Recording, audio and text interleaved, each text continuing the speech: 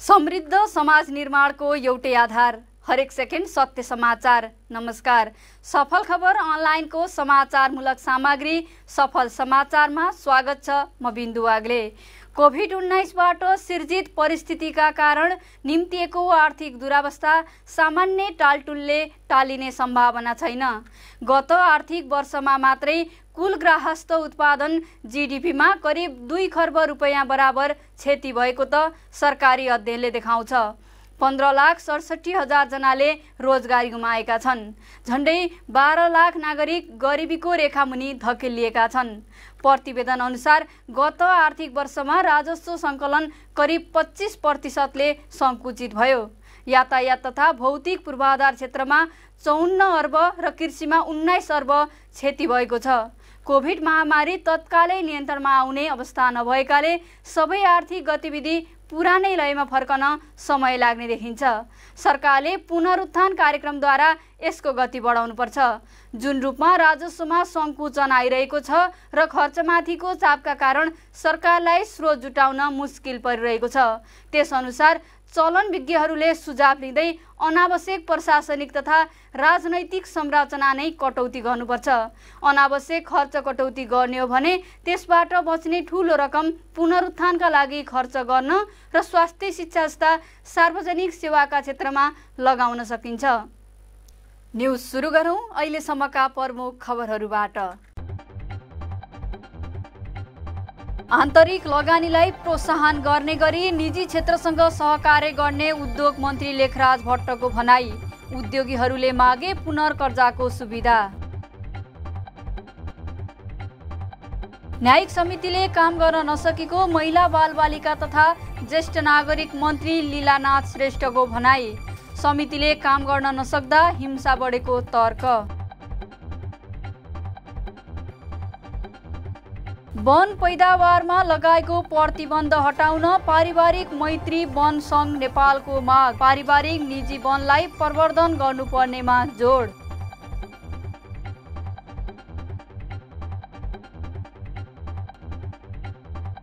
Qatar Olympic कमिटीले माग्यो नेपालको साथ। 21औं एसियन खेलकुद कतारमा गर्ने कतार ओलम्पिकको चाहना।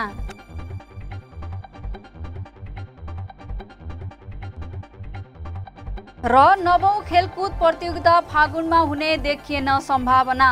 आवश्यक भौतिक पूर्वाधार निर्माण हुन बाँकी।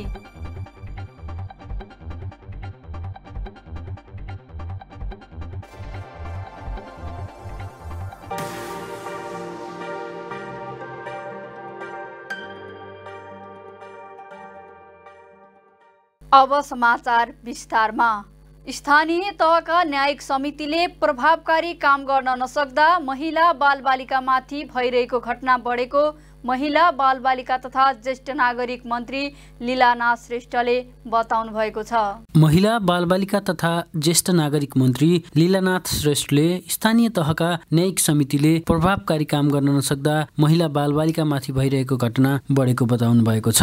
संघीय संसद राष्ट्रिय सभा अन्तर्गतको राष्ट्रिय सरोकार तथा समन्वय समितिले आयोजना गरेको अन्तर्क्रिया कार्यक्रममा बोल्दै मन्त्री श्रेष्ठले न्यायिक समितिले काम गर्न नसक्दा घटनाहरू बढेको बताउनु भएको हो। मन्त्री श्रेष्ठले अहिले भएका कानुनले नै आधारभूत रूपमा काम गर्न अप्ठ्यारो नहुने भए पनि स्थानीय तहको न्यायिक समितिले काम नै गर्न नसकेको गुनासो गर्नुभएको हो।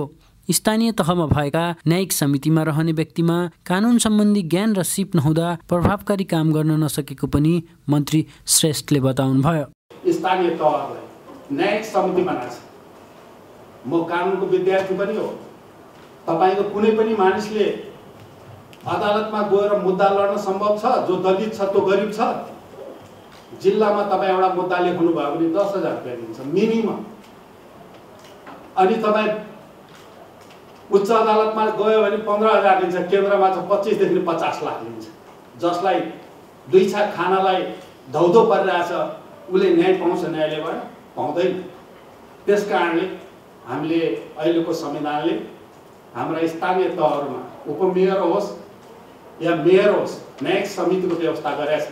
त्यसलाई अझ प्रभावकारी ढङ्गबाट, त्यो प्रभावकारी छैन। अहिले पनि छलफलको रूपमा चलिरहेछ।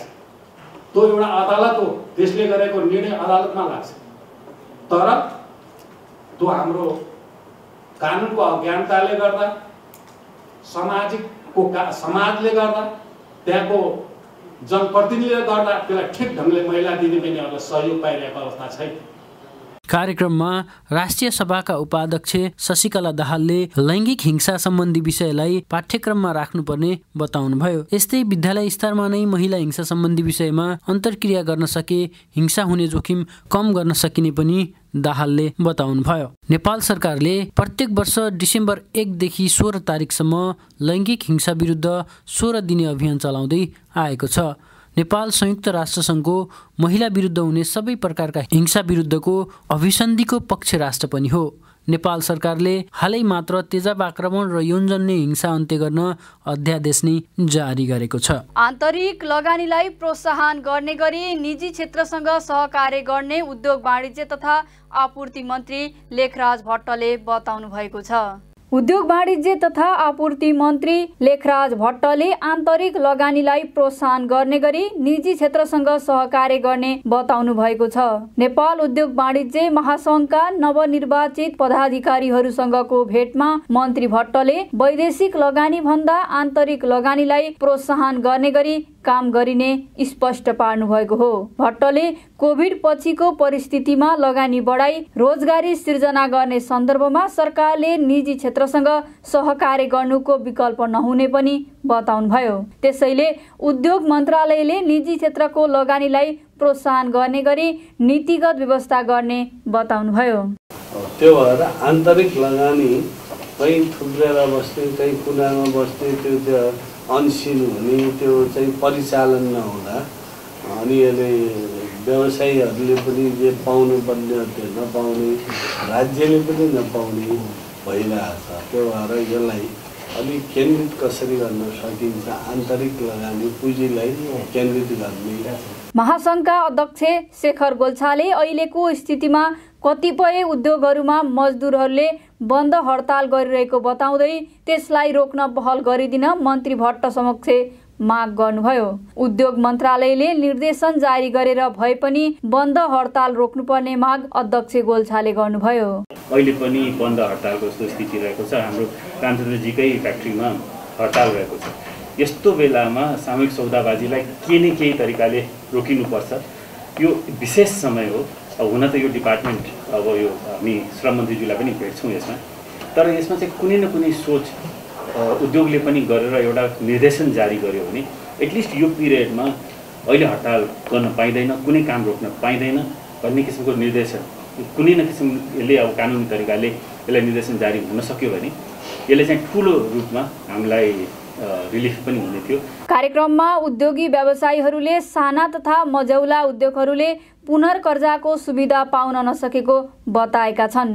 यस्तै पुनर्तालिकीकरणमा समेत समस्या देखिएकाले त्यस्ता समस्या समाधानमा मन्त्रालयले पहल गर्नुपर्ने उद्योगीहरूले बताए। नेपाल सरकारले गत जेठ 28 गते मन्त्री परिषदको निर्णय मार्फत पारिवारिक तथा निजी वनभित्रका सालका काठ काट्न लगाएको प्रतिबन्धले समस्या भएको व्यवसायीहरूले बताएका छन्।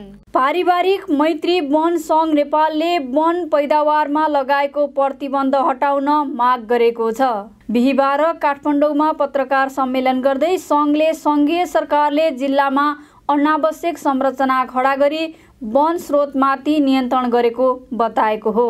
पारिवारिक निजी वन सङ्घ नेपालका अध्यक्ष जोगराज गिरीले संविधान र वन ऐन 2076 अनुसार पारिवारिक तथा निजी वनको अनुगमन तथा नियमन गर्ने जिम्मा स्थानीय सरकारलाई दिएको भन्दै जिल्लामा स्थापित गरिएको वन डिभिजन कार्यालय हटाउन माग गर्नुभयो। नेपाल सरकारले गत जेठ 28 गते मन्त्री परिषदको निर्णय मार्फत पारिवारिक तथा निजी वनभित्रका सालका काठ काट्न लगाएको प्रतिबन्धले जनता दुःखमा परेको बताउनुभयो। आफैले हुर्काएको वन र काठ उपभोग गर्न नपाउँदा मौलिक हक हनन भएको पनि अध्यक्ष गिरीले बताउनुभयो। जी हजुर नमस्कार, मेरो पारिवारिक काट्न पाऊ, मेरो वन काट्न पाऊ नपाऊ भन्ने मैले मेरो सम्पत्ति मैले चारकालाई सोध्नु पर्ने? हामी सर्वसत्ता सम्पन्न नेपाली हो त? यो होइन।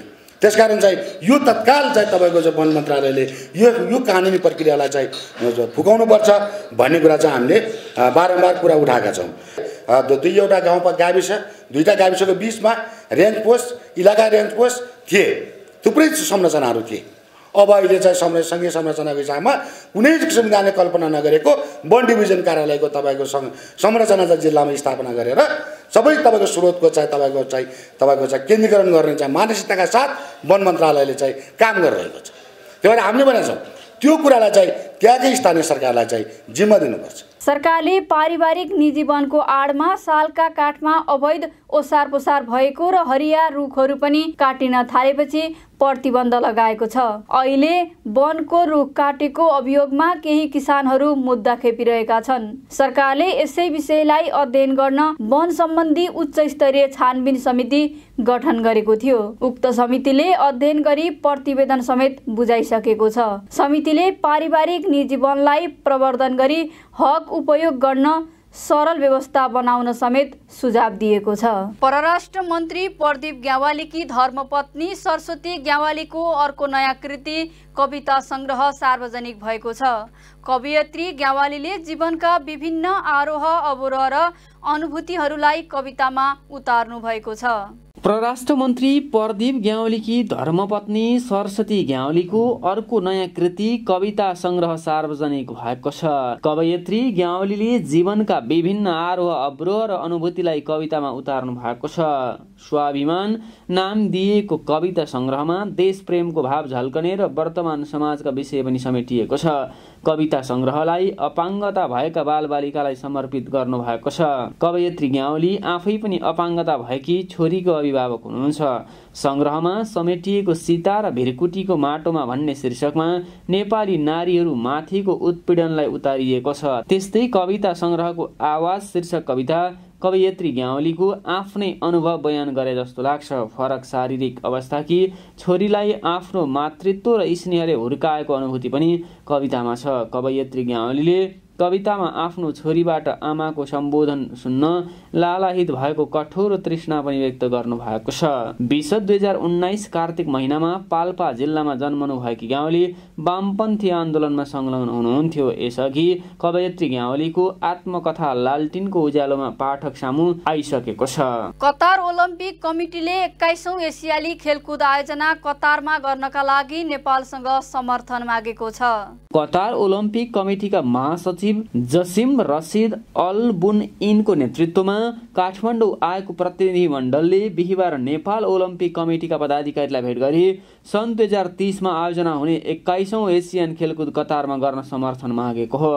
कतारले सन् 2030 को एसियन खेलकुद आयोजनाका लागि आफ्नो दावेदारी प्रस्तुत गर्दैछ। एसियन ओलम्पिक कमिटीको यही डिसेम्बर 16 मा ओमानको मस्कटमा हुने 39औं ओसिए महासभामा 21औं एसियन खेलकुदका लागि मतदान हुनेछ। हालसम्म कतार र साउदी अरेबियाले 21औं एसियन खेलकुद गर्नका लागि इच्छा देखाएका छन्। नेपालले पनि ती दुई मध्ये एक देशमा खेलकुद आयोजना गर्नका लागि मतदान गर्नेछ। नेपालसँगै 45 देशले मतदान गर्नेछन्। नेपाल ओलम्पिक कमिटीका अध्यक्ष जीवनराम श्रेष्ठले कतार र नेपालको बीचमा रहेको कूटनीतिक सम्बन्ध र धेरै नेपालीहरूले कतारमा रोजगारी पाएको हिसाबले पनि कतारी ओलम्पिक कमिटीले नेपालको समर्थनको अपेक्षा गरेको बताउनुभयो। यद्यपि कसलाई समर्थन गर्ने भन्ने सम्बन्धमा निर्णय गर्न बाँकी नै रहेको अध्यक्ष श्रेष्ठको भनाइ छ।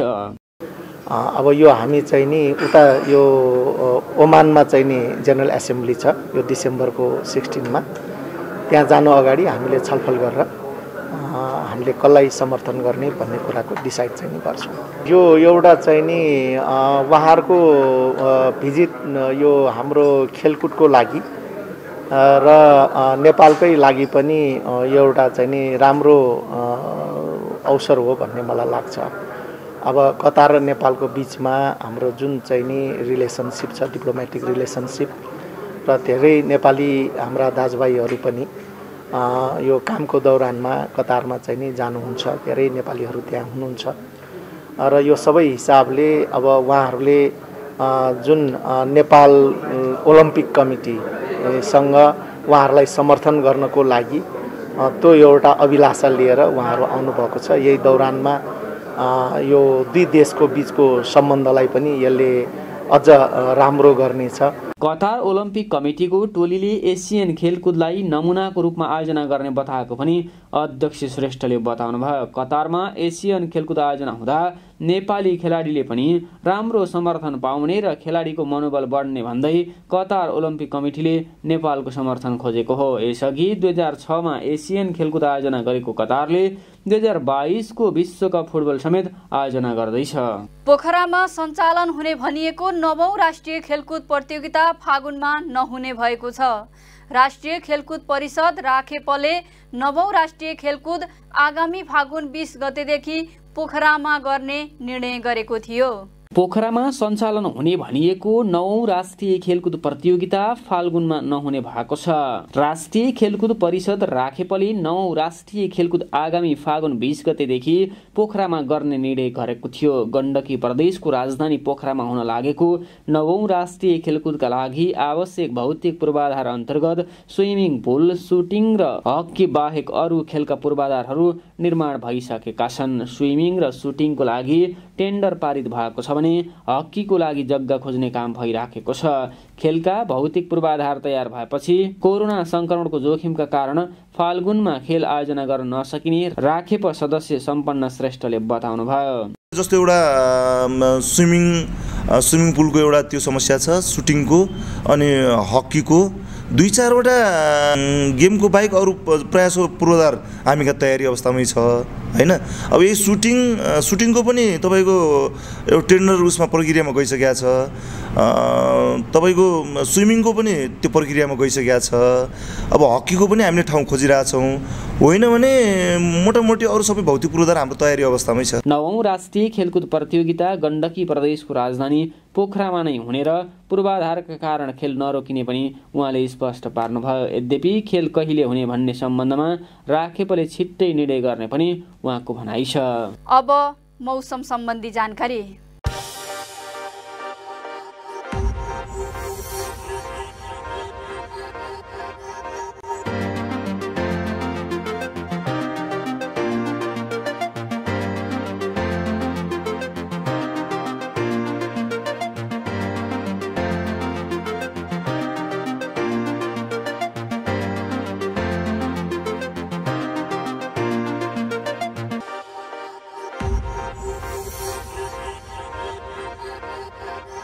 मौसम सम्बन्धी जानकारीसँगै हामी सफल समाचारको अन्तिममा छौं। समाचार सक्नु अघि मुख्य खबर पुनः एकपटक। आन्तरिक लगानीलाई प्रोत्साहन गर्ने गरी निजी क्षेत्रसँग सहकार्य गर्ने उद्योग मन्त्री लेखराज भट्टको भनाई। उद्योगीहरूले मागे पुनर्कर्जाको सुविधा। न्यायिक समितिले काम गर्न नसकेको महिला बालबालिका तथा ज्येष्ठ नागरिक मन्त्री लीलानाथ श्रेष्ठको भनाई। समितिले काम गर्न नसक्दा हिंसा बढेको तर्क। वन पैदावारमा लगाएको प्रतिबन्ध हटाउन पारिवारिक मैत्री वन सङ्घ नेपालको माग। पारिवारिक निजी वनलाई प्रवर्धन गर्नुपर्नेमा जोड।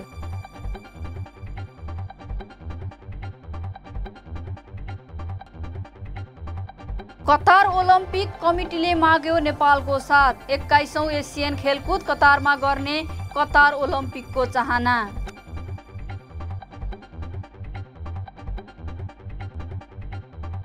र 9औं खेलकुद प्रतियोगिता फागुनमा हुने देखिएन सम्भावना। आवश्यक भौतिक पूर्वाधार निर्माण हुन बाँकी।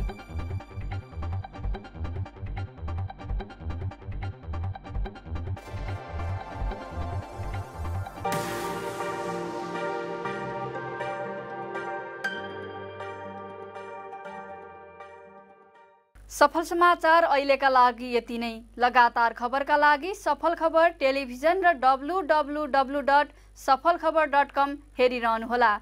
सफल समाचार तपाईले फेसबुक, युट्युब र अनलाइनमा एकैसाथ हेर्न सक्नुहुनेछ।